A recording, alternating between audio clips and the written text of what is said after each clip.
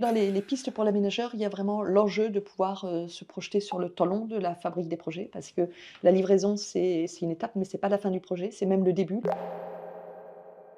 Est-ce que tu pourrais me donner le contexte économique actuel de l'aménagement? Aujourd'hui, le modèle économique de l'aménagement, il est fortement chamboulé pour, 3 raisons. La première raison, c'est la crise de l'immobilier qui fait que, notamment les aménageurs, en fait, ont beaucoup plus de mal à vendre les mètres carrés de surface de plancher qui étaient au cœur de leur modèle économique. La deuxième raison, c'est que, historiquement, en France, depuis plus de 50 ans, il se faisait principalement à travers ce qu'on appelait des ZAC, les zones d'aménagement concerté, qui étaient au fond des plutôt grandes opérations d'aménagement périmétrées à la fois spatialement et temporellement.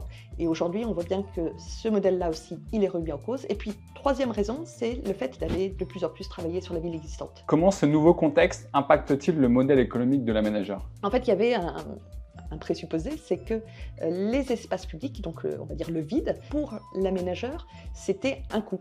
Or, il y a un paradoxe, ces espaces publics, en fait, ils sont aujourd'hui de plus en plus nécessaires pour permettre l'adaptabilité des villes au réchauffement climatique. On voit bien que là, il y a sans doute un travail à faire sur la nouvelle valeur de ces espaces publics qui va en augmentant dans la durée, alors que, à l'inverse, le plein, sa valeur finalement vient diminuer. C'est quoi les pistes de réflexion aujourd'hui pour l'aménageur? Je dirais la porosité, la dissolution de cette étape clé qui était la question de la livraison. C'est vraiment de prendre conscience en fait de ces nouvelles raretés, de ce qu'elles imposent en fait. Et ces nouvelles raretés, c'est notamment les finances publiques, c'est les finances privées aussi, mais c'est aussi justement ces espaces publics en fait qui sont au cœur d'un profond changement, qui deviennent de plus en plus à vivre avec une multiplication d'usages. Tout l'enjeu, c'est de pouvoir amener les aménageurs et les municipalités à se projeter dans le temps long.